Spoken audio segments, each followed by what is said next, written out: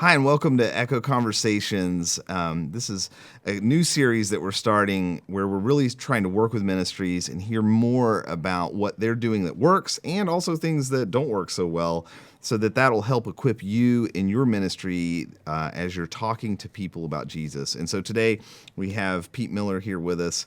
And Pete, we're excited to have you here. So thanks for joining us. Yeah, thank you.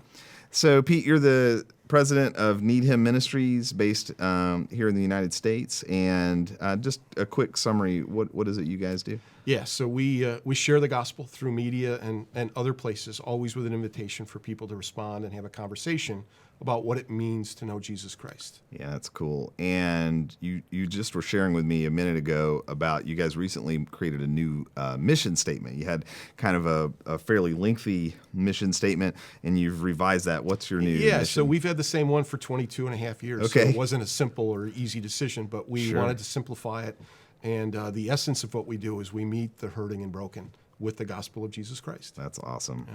That's very cool, man. And so what I thought we could kind of push into today as we get this new series started is talking about volunteers. When we work with any ministry, whether it's a church or some kind of nonprofit ministry, their big thing is how do we get people to help come alongside? Because when we start talking about a person having a conversation with another person, that's difficult to scale. It's a hard thing to do, and a lot of ministries aren't just like full of extra people sitting around wishing they could talk to somebody. So I don't know what your experience has been like, but that's going to be today's show. We're going to unpack this volunteer concept and workers to answer and respond. So I would say my guess is if I was a funder type person, I would probably guess that if I was a funder, my philosophy would be, oh, it's really easy. Everyone can't wait to volunteer with your ministry and help share. Is that true? I wish it were. Okay. Actually, not even close. Okay. Most people think of all the reasons they can't do ministry or share the gospel. Even if you make it easy and online and secure and you can do it from your home, there's a list of excuses that the enemy wants to remind people of. Volunteers are the lifeline of our ministry. We're grateful for them and pray for them each and every day. But honestly, there's never enough. The more you can get, the more you can do. You also have to be realistic in that there's a certain amount of turnover. Volunteers go through seasons of life just like your guests and your seekers do as well. So there's going to be times when it's not easy for them to volunteer. Quite honestly, when someone logs in and spends an hour volunteering for us at 9 o'clock at night after putting the kids to bed and they've worked all day, that's a blessing.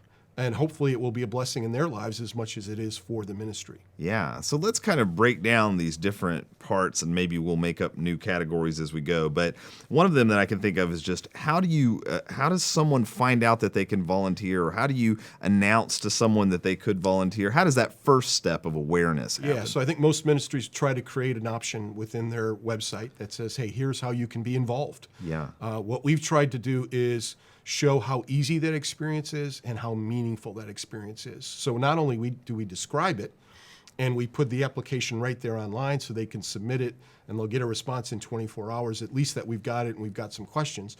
But we've also included videos from our volunteers. Okay. So that a potential volunteer can say, okay, I hear this person.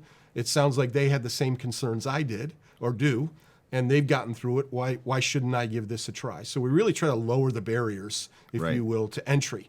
Once we receive that application, in our case, we're asking for a fair amount of information. We're asking not only for personal testimony, we're asking them to answer some theological questions. Because as a ministry, we want to make sure we're consistent in the responses we're giving. We're asking them for references, including a pastoral reference. Right. Where do they attend church? So we're going to do all of that and conduct a Skype interview before we even get to the point of deciding whether this is a good match or not. I love, if I can just back up a little bit in that whole sequence of things, I love this concept. The phrase we use is overcoming objections. Mm-hmm. And so we think sales and marketing, a lot of that is just overcoming objections of whatever it is you're doing. So in this case, someone may think like, well, I'll see what it takes to volunteer, but they're already kind of ready to step away from it, even though they're feeling the pull of like, come on over, says the Holy Spirit, and let's have a conversation with these people.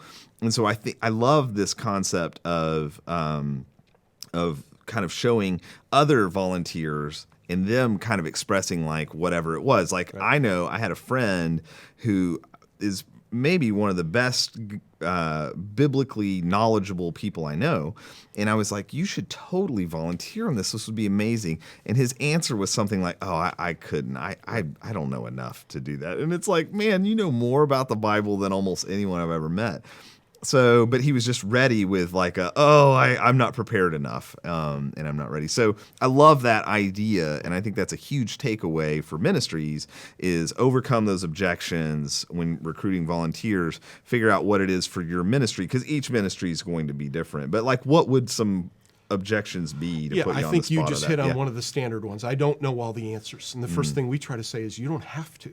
Often meeting somebody who's really hurting, who has a lot of questions, just being there and being patient and loving and non-judgmental earns you the right to share the gospel, whether you can answer every single question or not. Right. Sometimes the answer to the question is, why is that important to you? And often they can't really state why it's important to them.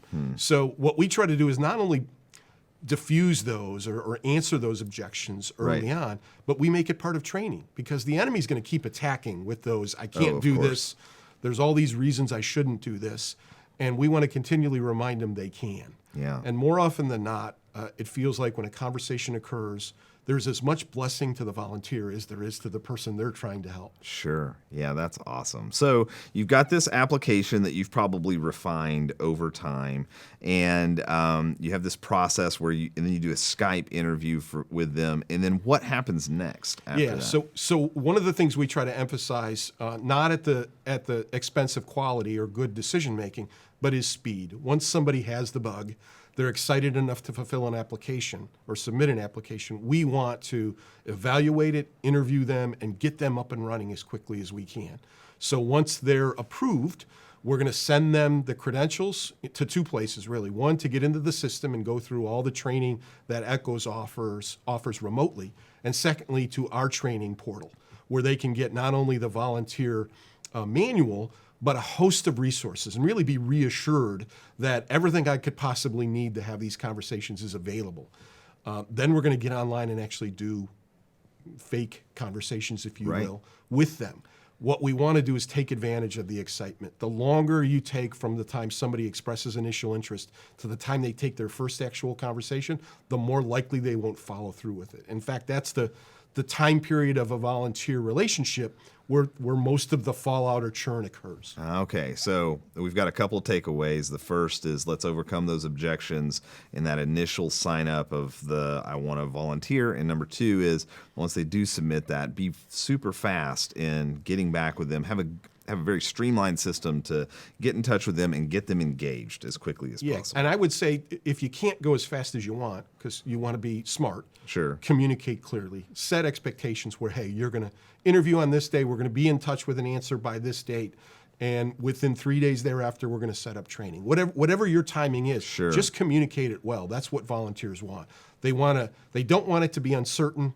And then once they're on, they want to be able to do something. The last thing you want to do once a volunteer is on board is not have anything for them to do. Right. Yeah. So when they do that mock conversation in whatever form it is, so let's use chat as an example, do you act like, or you meaning someone on your team, does a NeedHim representative act as if they're a seeker, someone who's coming to ask questions, and you actually go through a mock conversation, or how does that work? Correct. So they're doing it together either in person or on Skype, depending on where the volunteer is located. Sure. And then the benefit of Echo is we can actually see their screen, so we can play both the role of the mock seeker as well as we can watch what they're doing real time and coach them through it and take a time out in the middle of it and say, hey, this might be an easier way to handle that kind of question. That's cool. Yeah, that seems really valuable. So now that you've got the volunteer, you've responded to them quickly, you've overcome their objections, they're in the system, they've done some training with some mock conversations, and then you say, go forth and swim. And so do you set hours for them? Do they log in whenever they want? How does it so we have different types. Our traditional volunteer who's unpaid, we ask them to do a certain amount each month, but it's at their complete discretion when that happens. Okay. So they're not scheduled. There's no maximum or minimum. We have interns, if you will, that are in seminary who who do get a small stipend, and obviously we do schedule them because they're in essence an extension of the team. Right. Once a volunteer is on board, we're really going to look at several milestones in order to keep them engaged. So we're going to say, after month 1, we're going to review your first handful of conversations with you. Okay. We're going to make sure they understand that they can see in the system everything they've done. One of the neat things about Echo is it lets a volunteer see how many conversations I've had, chats or calls or texts, and what are the outcome of each. And they can pull up the actual conversation and review it, or ask us to review it with them. And then lastly, what we try to do is communicate ministry news regularly to them. Volunteers want to feel connected. If they know about the next partnership, the next campaign, they're that much more likely to get online, be ready, be excited about it, versus, hey, who is this and when did this start? Right. Yeah. And so how do you communicate with them? Is that email or what? What's the primary? So we have a newsletter that we'll send out digitally.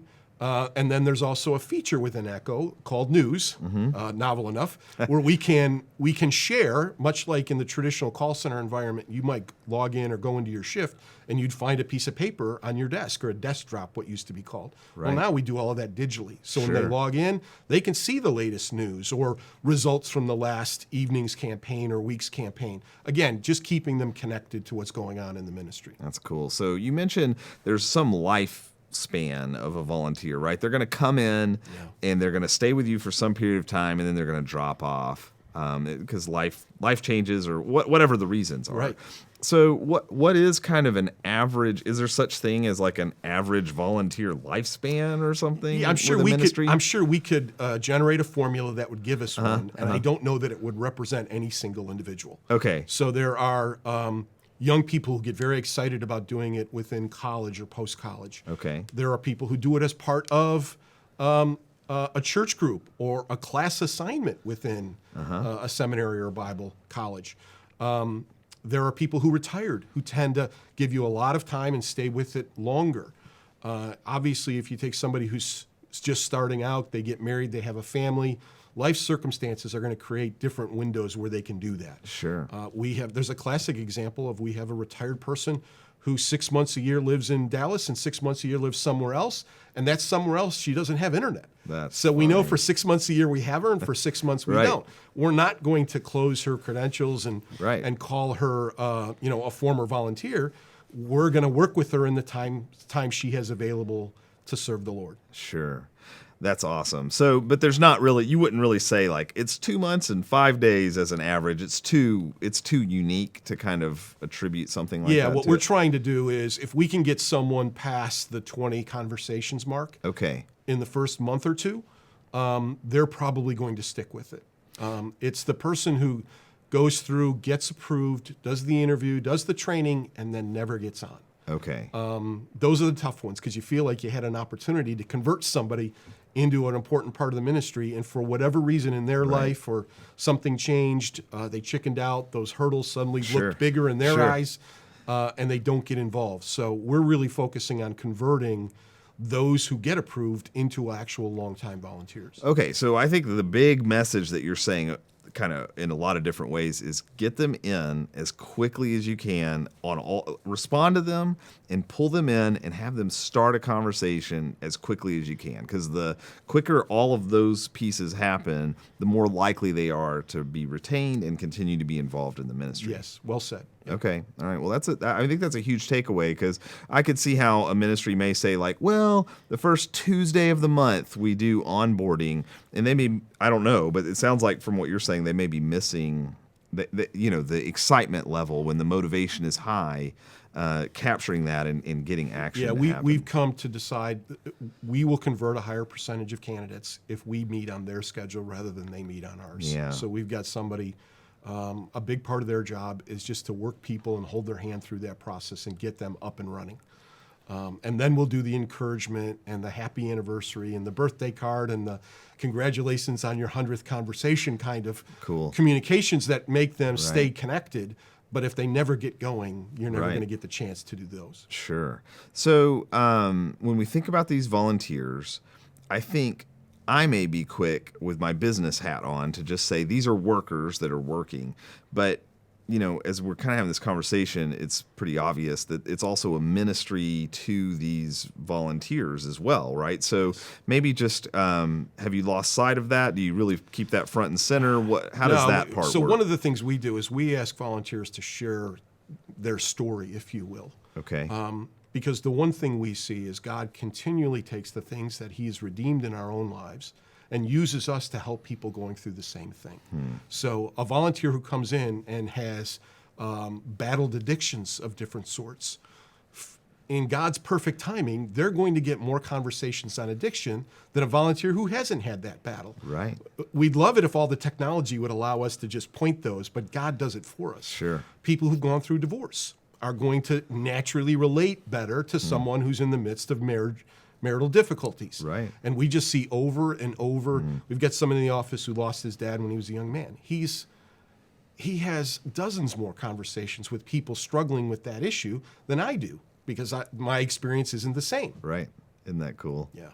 Well, that's awesome. So if I kind of summarize these big points, it's overcome those objections early on, respond to them quickly, train them quickly, get them interacting quickly. And you mentioned the number 20, but get some number of conversations under their belt, because then they get used to it. And then it's like, oh, I can do this. I've already done this before. Familiarity, in this case, breeds continued volunteering. They earn their stripes and feel like they belong, and, Right. and all the doubts start disappearing. Yeah, I love that. And then don't forget to minister to these volunteers through all those different ways. You just kind of rattled off some things, but it's great to send them a, hey, happy birthday, way to go. Celebrate with them as part of their life as they're going through that. Encourage them. What do you do, like, if you have a volunteer that's been consistently working on a good pace, and then they kind of drop off suddenly, and it's like, where did they go? What do you do to handle that? Yeah, so we definitely follow up. Often what happens is volunteers are going through their own life challenges. Sure. We had one recently whose father became very ill and had to move in with her. And she was apologizing for not being able to volunteer, and we were Sure. trying to say, you don't need to apologize. We want to be with you. We want to stand next to you. We want to pray for you Right. in this season where life is changing for your entire family. If we walk with her well, odds are she'll probably come back. But we want to walk with her well because we love her and she's been part of the family, not Sure. just because we want to have another volunteer back on the list. So we look at the reporting enough to know when people are suddenly, their habits are changing. And what we'll often do is reach out and say, hey, is everything okay with you? Yeah, great. So we've talked about kind of these major components: care for the volunteer, encourage the volunteer, get them in as quickly as possible, get them active. Did we leave anything out of any other advice I think points? the one thing that jumps out to me that we saw a change in volunteer commitment and engagement was when the ecosystem added group chat. Group chat, for those who haven't seen it, is essentially a place for volunteers to talk to one another in the midst of waiting for the next conversation. They can add a profile picture. Suddenly people who had no idea what one another looked like or where they lived were Right. having these conversations when they were logged into the system at the same time. Right. So in essence, a sense of community was created Yeah. through just a simple piece of technology. And so now, just not being connected to the ministry, they're connected to one another. I get emails frequently from volunteers saying, hey, where's volunteer so-and-so? I haven't seen my friend online. Yeah. And they're worried for them. Right. So it is that sense of community, again, creates something where people want to stay engaged. Yes, we were so happy that actually worked when we put that. And I think another key thing is it frees the ministry only from having to be the one to cultivate the relationship Absolutely. and maintain the relationship. And that community then comes around that person. And I mean, I've seen people say in group chat, like, hey, will you guys pray for me? Today's just been a hard day personally. Or would you pray for so-and-so that's in this conversation that I'm having? They just went through this and they asked us to pray for them. And so I've seen them kind of gather around And I've seen them say things like, man, it's been raining for 5 days straight. Is it raining where you guys, just even more simple, just community conversations, but it's stuff that you're not having, or your team is not having to get in there and oh, hi, Susan, how are you? And you're able to just let the community have those interactions outside of you having to maintain and be the one always interacting. Yeah, I'm sure there's been instances where volunteers have received support, whether it's emotionally or with resources for a conversation they're in the middle of, from another volunteer, and we didn't even know about it. Sure, yeah. And so the community ends up serving one another. That's so We cool. like to think we're a ministry focused on prayer. The group chat function and volunteers talking with each other has definitely increased the amount of prayer that's happened within the ministry. Last thing I wanted to hit, and then we'll wrap this up, is you actually created a website just for your volunteers, right? And why did you do that, and what are kind of the key things it does? Yeah, great question. So we had realized when we were sending the welcome email to a newly approved volunteer, we suddenly realized, wow, there's about 8 attachments in this email. Okay. And as we thought about the experienced volunteer, where are they housing or holding these various resources that they've received from us at different times? It may be an article on how to handle conversations about gender identity, or how to handle conversations about suicide. As topics grow in frequency and you see resources that can be really helpful to a volunteer base, you share them. Well, what we realized is we wanted to create a single place where they could go while they're being trained, and even have it open while they're having conversations during their time as a volunteer, where they could access everything we've ever created as a ministry. Cool. So everything from helpful videos that were done by other organizations to our own training manual, it's all right there in one local place. That's awesome, man. That's really great. Well, thanks everyone for joining us on this episode. I hope if you're struggling with how do we get a team around this, I think just putting any of these practical tips in that we've talked about today are going to be super helpful. And I know we're about to do another episode, and on that episode, we're going to focus in on a special program that NeedHim has put together for, do you call it the Resident Leader Program? Right. The Resident Leader Program, where they have actually partnered with seminaries, and we're going to show how they've been able to bring some really cool stuff to the table. So make sure, if you're really interested in how to continue to staff and grow your responding team, you're going to definitely want to check out that episode. Thank you so much for your time. Thanks for watching. Make sure and like and subscribe to our channel. Click that bell so that you'll be notified every time we have a new video coming out. And I wanted to make you aware that we have some incredibly awesome resources totally free for you, whether you are or are not an Echo customer. Just go to echoglobal.org/resources and you can look at all of them totally free. echoglobal.org/resources. Like seriously, like now is a great time to go. echoglobal.org/resources.